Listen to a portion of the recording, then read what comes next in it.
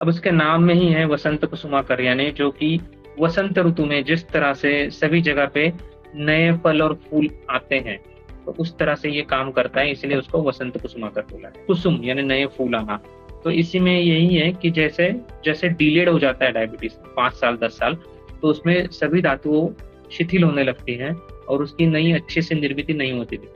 और इसीलिए अगर आप देखें कि डायबिटिक पेशेंट को बोला जाता है कि सभी बीमारियों का घर है, उसको कुछ ना कुछ होता रहता है।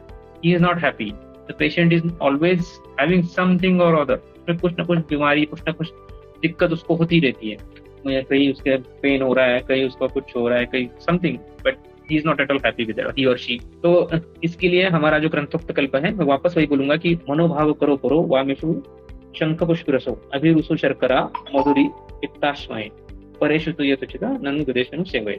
तब सिर्फ उसमें धातु शिथिलता, बहुमूत्रता, इसी को कंट्रोल किया जाता था। उस टाइम में शुगर का कंसेप्ट था नहीं, तो उस हिसाब से इसमें से शायद शुगर आपका कंट्रोल ना हो, लेकिन इससे ताकत जरूर मिलती है। और सेकेंडरी जो उसके उपद्रव हैं, जिसको बोलेंगे पेरिफेरल न्यूराइटिस, नेफ्राइटिस, और ये पूरी तरह से ठीक हो सकते हैं।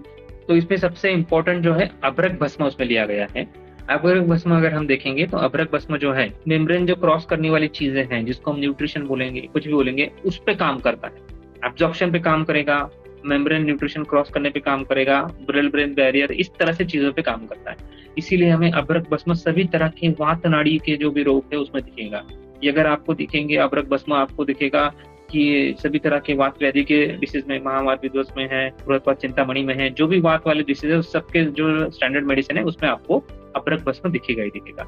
अभ्रक भस्म क्या करता है कि वो तरलतम पदार्थों में जाके उसमें एनर्जी लेवल बढ़ाने का काम करता है। यानी वही है कि जो हमारे यहाँ शिथिल हो गया है, जो यहाँ पे एक थकावट जो होती है पेशेंट में, एक फटीग बोलेंगे, उसका स्पेसिफिक शब्द है फटीग, जो फटीग कम करने का काम जो है ये करेगा। तो उसमें सुवर्ण भस्म है, रौप्य भस्म है, वंग भस्म है, नाग भस्म है, कांत भस्म है, अभ्रक भस्म है और प्रवाल भस्म है। तो इसमें सबसे ज्यादा मात्रा में दो ही चीजें हैं, प्रवाल भस्म, अभ्रक भस्म और मुक्ति भस्म, ये 4 पार्ट है, बाकी सब उससे कम है। तो अगर आप देखेंगे नाग भस्म, वंग भस्म जो है वो अपान वायु पे काम करते हैं।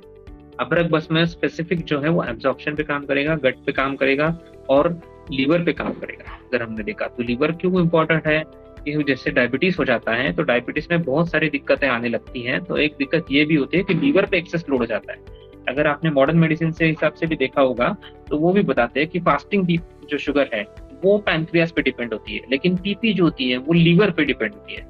If liver is functioning right then your PP will be in control. बहुत बार ये हो जाता है कि बहुत सारे पेशेंट आते हैं, डॉक्टर मेरा फास्टिंग तो ठीक है लेकिन पीपी कंट्रोल में नहीं आ रहा है। तो इसका कारण यही है कि उसका लीवर ठीक नहीं हो रहा है। और हमारे यहाँ लीवर पे काम करने की बहुत सारी दवाई है, उसमें सबसे बढ़िया जो है वो अभ्रक भस्म है। तो इस अभ्रक भस्म को, लेकिन वही है कि वो ठीक से किया हुआ होना चाहिए, इसलिए अच्छे कंपनी की हम दवाई यूज करें, स्टैंडर्ड कंपनी की, तो हमें इससे बहुत बार फायदा होता है। इसमें स्पेसिफिक बोला गया कि पथ्य क्या है, तो उसको मीठा नहीं देना है, ये स्पेसिफिक दिया, ठीक है, कि मीठा अवॉइड करना है, ये भी हमें देना चाहिए, ठीक है।